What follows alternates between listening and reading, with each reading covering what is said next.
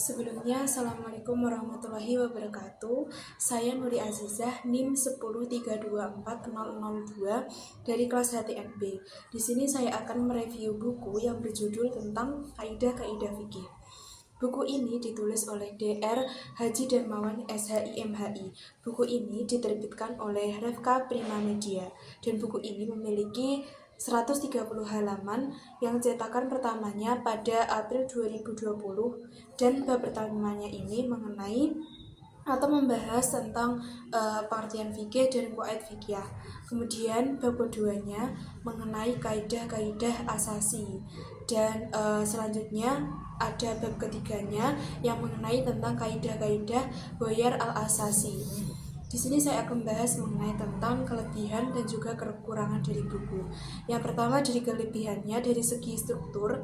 Struktur ini memiliki struktur yang sistematis, di mana buku ini memiliki struktur yang jelas sehingga memudahkan membaca untuk memahami konsep-konsep qawaid fikih secara bertahap.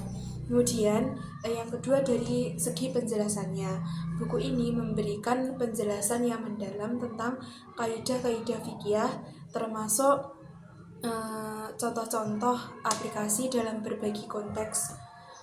Kemudian ada kajian yang komprehensif. Jadi buku ini mencakup berbagai aspek qawaid fikih, termasuk di sini ada pengertian, kemudian perbedaan dengan usul fikih, ada kedudukannya juga dan urgensinya. Kemudian ada contoh pengaplikasian yang relevan. Buku ini menyajikan contoh-contoh aplikasi kaidah-kaidah fikih yang relevan dengan kehidupan sehari-hari, sehingga di sini memudahkan pembaca untuk memahami konsep-konsep tersebut. Kemudian selain dari kelebihan-kelebihan tersebut, ada kekurangan buku ini. Yang pertama, jadi keterbatasan contoh kasus. Ya, jadi meskipun buku ini menyajikan contoh-contoh aplikasi kaidah-kaidah fikih, namun mungkin masih terbatas pada kasus-kasus tertentu yang tidak mencakup semuanya di sini. Kemudian kemungkinan situasinya. Kemudian ada kurangnya analisis kritis. Buku ini mungkin tidak menyajikan analisis kritis yang mendalam tentang kaidah-kaidah fikih, sehingga pembaca mungkin perlu mencari referensi lain untuk memahami perspektif yang berbeda. Kemudian ada dari keterbatasan referensi. Jadi buku ini mungkin tidak mencakup semua referensi yang relevan dengan qawaid fikih, sehingga pembaca di sini mungkin perlu mencari lagi sumber-sumber lain untuk memperluas pengetahuannya.